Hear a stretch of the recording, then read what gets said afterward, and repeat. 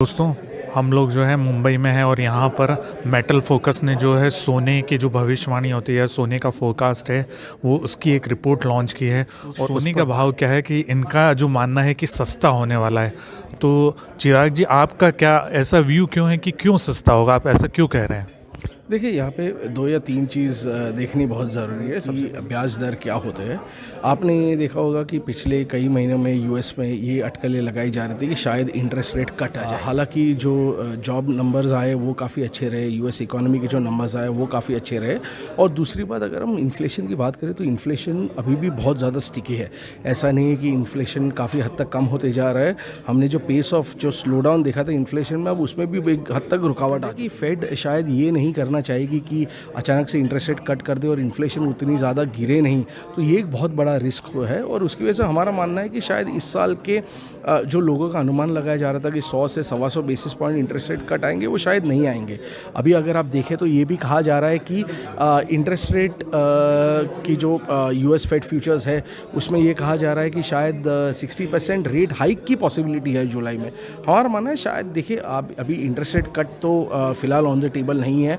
ये ज़रूर हो सकता है कि फेड अपना इंटरेस्ट रेट बरकरार रखे, या फिर ये हो सकता है कि इंटरेस्ट रेट बढ़ाए। कट फ़िलहाल आउट ऑफ क्वेश्चन है।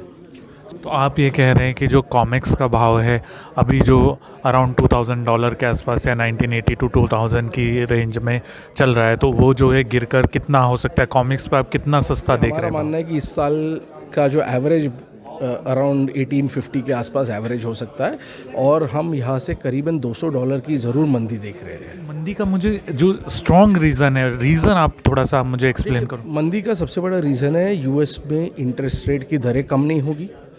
दूसरी बात, जो लोग मान रहे थे कि यूएस में इकोनॉमिक रिसेशन आएगा, वो हमें नहीं लगता है कि यूएस में इकोनॉमिक रिसेशन आएगा। शायद एक सॉफ्ट लैंडिंग ज़रूर हो सकता है। अगर स्लो डाउन भी हो तो सॉफ्ट लैंडिंग होगा, रिसेशन नहीं आएगा। तो ये बहुत ही इम्पॉर्टेंट चीज़ है, और इसकी वजह से जो लोगों ने तेज़ी जो पोजीशंस बनाए थे वो अब अनवाइंडिंग होते हुए दिखाई दे रहे हैं। जी, आप मेटल फोकस में काफ़ी एनालिसिस करते हैं, तो चांदी के भाव का आप किस तरह से देख रहे हैं? देखिए, चांदी में ने अगर हम गोल्ड के कंपैरिजन देखें तो काफ़ी अच्छा रेजिलिएंट बताया है पूरे साल के इसके अंदर। यहाँ पे एक demand, specially the industrial demand बहुत ही अच्छी रही है। हालांकि चांदी जो होता है वो गोल्ड के साथ ही चाल चलता है, क्योंकि वो प्रेशियस मेटल्स भी है और बेस मेटल्स भी है। यहाँ पे 2 चीज़ जो बहुत ही इंपॉर्टेंट है कि चाइनीज़ इकोनॉमी जितनी स्ट्रांग शायद लोगों को लग रही थी उतनी स्ट्रांग नहीं है। तो उसका हमने खामियाजा थोड़ा बहुत बेस मेटल्स पे आते हुए दिखाई दिया हुआ है और उसका हमें लगता है कि वो चांदी पे भी इम्पैक्ट आएगा। दूसरी बात, जैसे हम गोल्ड के दाम को नीचे आते हुए देख रहे हैं, उसका एक इम्पैक्ट ज़रूर चांदी पाएगा, क्योंकि चांदी का बीटा गोल्ड के कंपैरिजन में काफ़ी हद तक हाई होता है।